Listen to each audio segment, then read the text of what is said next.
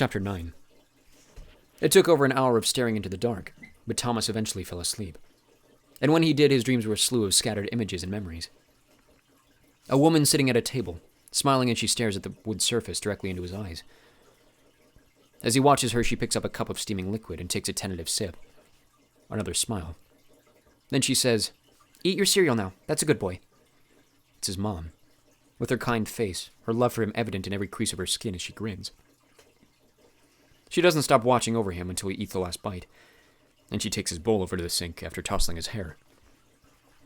Then he's on the carpeted floor of a small room, playing with silvery blocks that seem to fuse together as he builds a huge castle.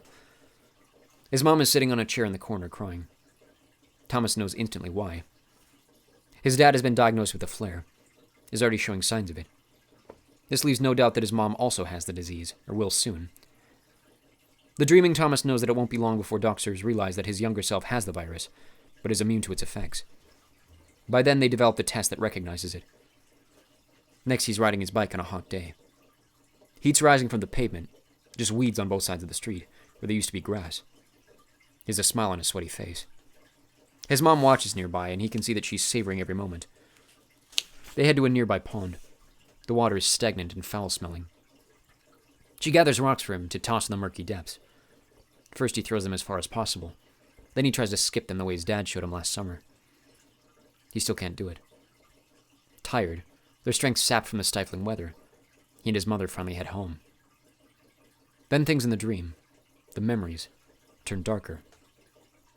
He's back inside, and a man in a dark suit is sitting on a couch. Papers in his hand, a grave look on his face. Thomas standing next to his mom holding her hand. Wicked has been formed, a joint venture of the world's governments, those that survived the sun flares, an event that took place long before Thomas was born. Wicked's purpose is to study what is now known as the kill zone, where the flare does its damage. The brain.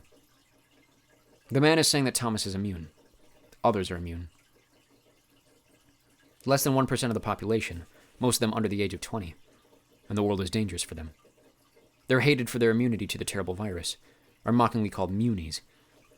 People do terrible things to them. Wicked says they can protect Thomas, and Thomas can help them work to find a cure. They say he's smart, one of the smartest who have been tested. His mom has no choice but to let him go. She certainly doesn't want her boy to watch as she slowly goes insane. Later, she tells Thomas that she loves him and is so glad that he'll never go through what they witnessed happen to his dad. The madness took away every ounce of what made him who he was, what made him human. And after that dream faded, Thomas fell into a deep void of sleep. A loud knocking woke him early the next morning. He'd barely gotten up on his elbows when the door opened, and the same 5 guards from the day before came in with launchers raised. Jansen stepped into the room right after them. "Rise and shine, boys," the Rat Man said. "We've decided to give you your memories back after all, like it or not.